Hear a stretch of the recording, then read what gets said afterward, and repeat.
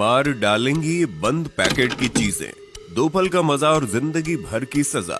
दोस्तों, क्या आपको पता है नूडल और चिप्स जैसी इन सारी पैकेट में बंद चीजों में सूअर की चर्बी को मिलाया जाता है? और क्या आपको पता है फैक्ट्री में काजू कैसे बनता है?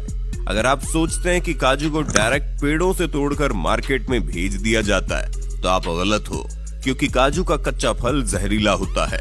और क्या आपको पता है सप्लीमेंट बनाने के लिए जानवरों की हड्डियों का इस्तेमाल किया जाता है? अगर नहीं पता तो टेंशन नहीं लेने का, क्योंकि आज के वीडियो में हम आपको दिखाएंगे डेली लाइफ में इस्तेमाल होने वाली चीजें फैक्ट्री में आखिर कैसे बनती हैं। चलिए शुरू करते हैं। अपनी कुर्सी की पेटी बांध लीजिए, मौसम बिगड़ने वाला है। किशमिश मेकिंग प्रोसेस। दोस्तों, किशमिश कितना फायदेमंद होता है ये तो आपको पता ही होगा, लेकिन क्या आपको पता है जो अंगूर हम बाजार से लाते हैं उनसे किशमिश नहीं बनते। अगर आप उन अंगूर से किशमिश बनाने की कोशिश करोगे तो अंगूर ऐसे ही खराब हो जाएंगे। दोस्तों, भारत में अर्कावती और सुल्ताना इन्हीं 2 अंगूर की किस्मों से किशमिश बनाई जाती है।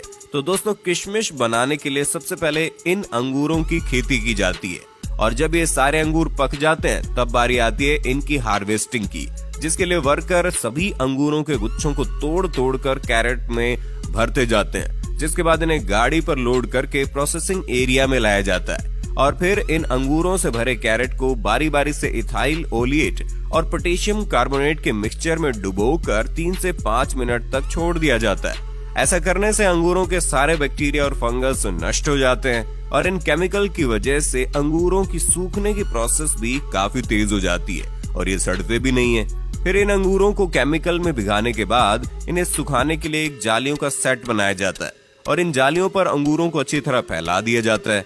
अंगूरों पर डायरेक्ट धूप लगने से खराब हो जाते हैं, इसलिए इन जालियों के रूम को छायादार बनाया जाता है। और फिर इन अंगूरों को 10 दिन सुखाने के बाद ये सल्फर प्रोसेस के लिए रेडी हो जाते हैं, जिसके लिए इस जालीदार रूम को पूरी तरह से पैक कर दिया जाता है ताकि सल्फर का धुआं बाहर ना जा सके। उसके बाद रूम में थोड़ी थोड़ी दूरी पर गड्ढा करके उसमें भूसे को डालकर उस पर सल्फर पाउडर डाल दिया जाता है, और फिर सल्फर को जलाने के लिए उस पर जलता हुआ कोयला डाल देते हैं। ऐसा करने से रात भर सल्फर का धुआं अंगूरों पर लगता रहता है, जिसकी वजह से अंगूर तेजी से सिकुड़ने लगते हैं। और इसके बाद अगले दिन इस रूम को खोल दिया जाता है, और फिर अंगूरों को 4 से 5 दिन सूखने के लिए छोड़ दिया जाता है। और जब सभी अंगूर सूख कर पूरी तरह से किशमिश बन जाते हैं तो इन किशमिश को निकाल कर कैरेट में भर लिया जाता है। इसके बाद इनकी सफाई करने के लिए इन्हें प्रोसेसिंग फैक्ट्री में लाया जाता है। फैक्ट्री में लाने के बाद सबसे पहले किशमिश को क्लीनिंग मशीन में डाला जाता है, जहां ये किशमिश कन्वेयर बेल्ट की मदद से जब वाइब्रेटिंग मशीन तक पहुंचते हैं तो ये मशीन अपने आप वाइब्रेटिंग सिस्टम की मदद से किशमिश में मौजूद डंडियों और कचरों को अलग कर देती है।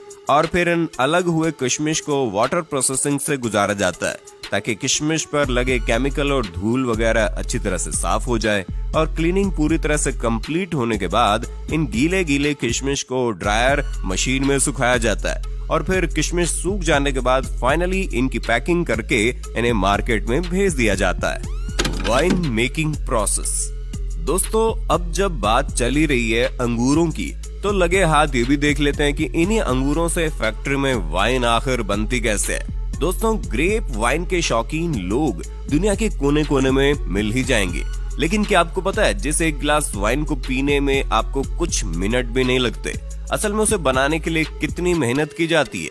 दरअसल नई अंगूर की खेती के लिए अंगूर की सूखी बेलों का इस्तेमाल किया जाता है, जिसके लिए यहाँ बेस्ट क्वालिटी के अंगूर के पौधों को तैयार किया जाता है। सबसे पहले खेतों से सूखी बेलें इकट्ठी कर ली जाती हैं, उसके बाद उन्हें फैक्ट्री में लाया जाता है और एक ऐसी मशीन में डाला जाता है जिसमें बेल की टहनी के ऊपर से बेकार का झाड़ हटाकर उसे साफ सुथरा करके लंबी लंबी टहनियां बना ली जाती है। अब इन्हें इकट्ठा करके कारीगरों के पास भेज दिया जाता है। कारीगर इन टहनियों को एक सी लंबाई में काटकर इनके गट्ठर बना देते हैं। उसके बाद बारी आती है इनकी सफाई करने की, और इन पर से धूल मिट्टी और बैक्टीरिया को साफ करने के लिए इन्हें एक ऐसे लिक्विड में डाला जाता है जो इन्हें साफ करने के साथ साथ जर्म्स फ्री भी बना देता है। अब काम शुरू होता है कलम बनाने का, यानी कि ग्राफ्टिंग का, जिसके लिए जो सबसे अच्छी क्वालिटी की टहनियां होती हैं उन्हें गांठ वाले हिस्से की तरफ से छोटे छोटे टुकड़ों में काटकर उन्हें उसी घोल में डालकर उनकी भी सफाई कर ली जाती है।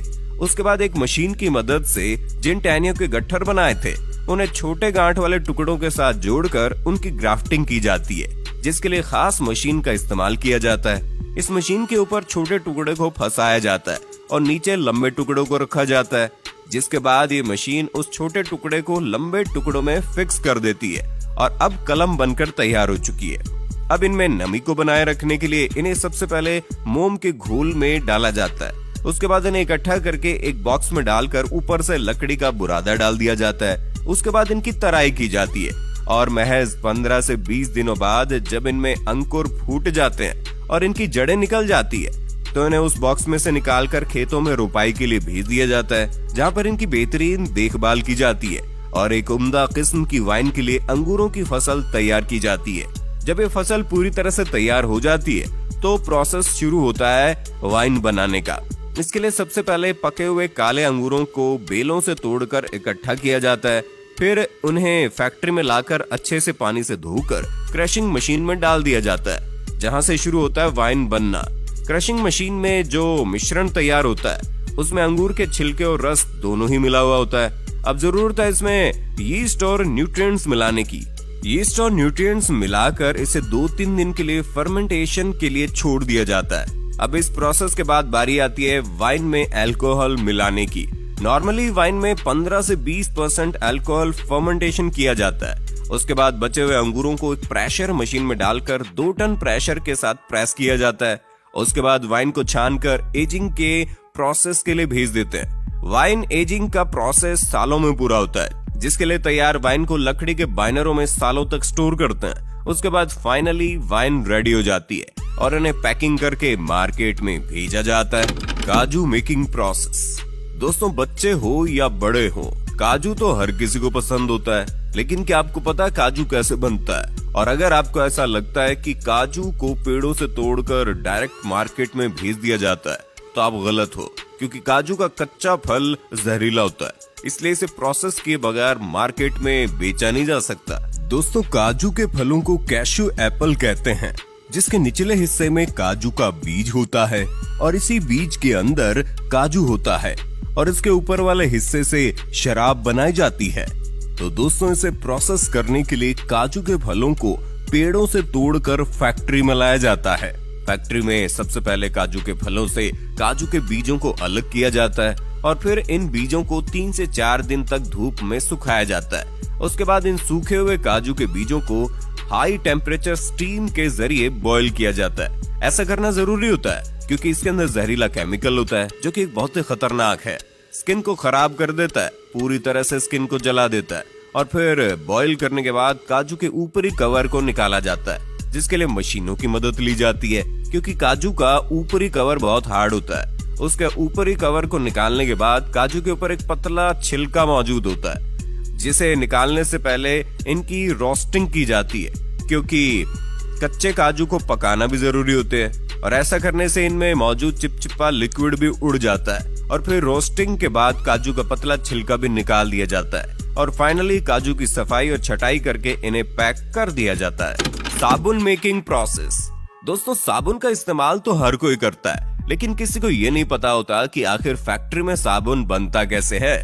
देखिए दोस्तों, साबुन बनाने के लिए सबसे पहले एक बड़े से टैंक में कास्टिक सोडा के साथ एनिमल फैट को मिलाया जाता है और फिर इसमें पानी मिलाकर 15 से 20 मिनट तक उबाला जाता है। उसके बाद इस लिक्विड को छोटे छोटे छेदों के जरिए काफी प्रेशर के साथ कन्वेयर बेल्ट पर छोड़ा जाता है। इस प्रेशर की वजह से कन्वेयर बेल्ट पर जाते ही ये लिक्विड सख्त होने लगता है। उसके बाद इस मिक्सचर को 2 रोलर के बीच से गुजारा जाता है, जहां से मिक्सचर पतली पतली रिबन के शेप में बाहर निकलता है और अब इन पतले पतले रिबन को ग्राइंडर में डालकर छोटे छोटे टुकड़ों में काट लिया जाता है और फिर उसे दूसरे कंटेनर में डालकर कंपनी वाले अपने प्रोडक्ट के हिसाब से उसमें कलर और खुशबू के लिए फ्रेग्रेंस ऑयल मिलाते हैं। उसके बाद उसे अच्छी तरह मिक्स करके एक बड़े से सांचे में कंप्रेस किया जाता है, जिससे साबुन की लंबी लंबी बट्टी बाहर निकलने लगती है और फिर एक कटर मशीन इन साबुन की लंबी लंबी बट्टियों को छोटे छोटे हिस्सों में काट देती है। उसके बाद कंपनियां अपनी अपनी कंपनी के हिसाब से साबुन पर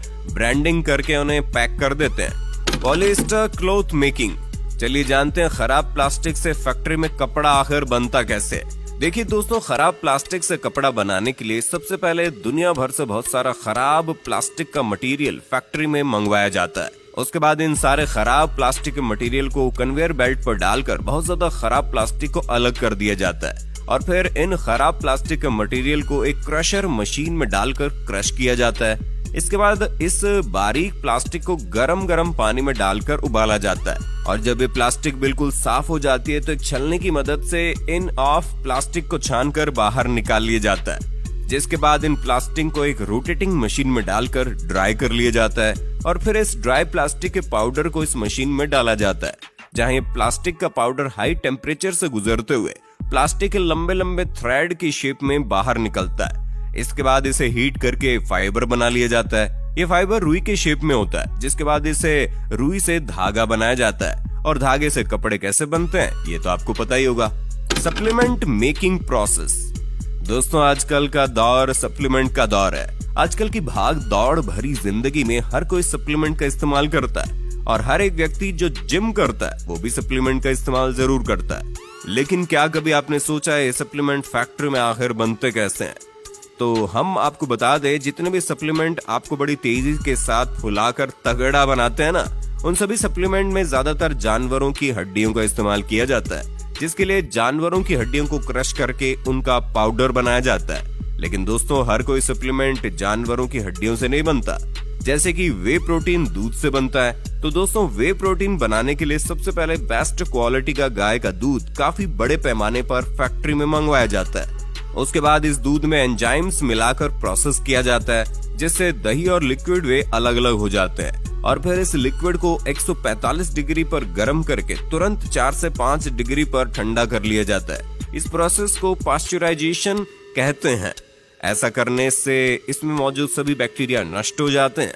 उसके बाद माइक्रो फिल्ट्रेशन और आयन एक्सचेंज की मदद से वे में मौजूद फैट और लैक्टोज को बाहर निकाल दिया जाता है। इसके बाद जो बचता है वो क्लियर वे प्रोटीन होता है, लेकिन अभी तक ये लिक्विड फॉर्म में, इसलिए इसे एक ड्रायर में डाल दिया जाता है। ड्रायर में लगी हॉट एंड कोल्ड एयर इसका पानी सुखाकर इसे पाउडर बना देती है, जिसके बाद हमें मिलता है 90% वे आइसोलेट पाउडर। अब बारी आती है इनकी टेस्टिंग की और टेस्टिंग में पास होने के बाद इनमें फ्लेवर ऐड किया जाता है। इसके बाद इन पाउडर को डिब्बों में भर के ढक्कन लगा दिया जाता है और फिर अलग अलग कंपनियां अपने अपने कंपनी के हिसाब से लेबल और डिटेल्स लगाकर इन डिब्बों को पैकिंग करके मार्केट में भेज देती है। Chips noodles making.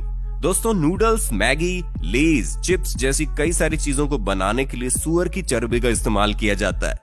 अगर आप इन पैकेट में बंद चीजों को देखेंगे तो इस पर आपको MSG लिखा मिलेगा, जिसका मतलब होता है मोनोसोडियम ग्लूटामेट। दोस्तों, ये MSG सुअर की चर्बी से बनता है। जब ये बात तेजी से फैलने लगी तो कई सारे देशों ने MSG को बैन कर दिया, लेकिन उसके बाद ये चालाक कंपनियां MSG की जगह E631 नाम का इस्तेमाल करने लगी। आज कई सारी कंपनी E631 के नाम पर हमें सुअर की चर्बी खिला रही है। तो दोस्तों, किसी भी चीज को खाने से पहले आपको पैकेट अच्छी तरह से चेक कर लेना चाहिए। और अगर आज के वीडियो में दी गई ये सारी जानकारी आपको अच्छी लगी हो तो वीडियो को लाइक करके चैनल को सब्सक्राइब कर लीजिए और इस वीडियो को अपनी फैमिली में, अपने दोस्तों में ज्यादा से ज्यादा शेयर करें ताकि ये जानकारी हर किसी को मिल जाए।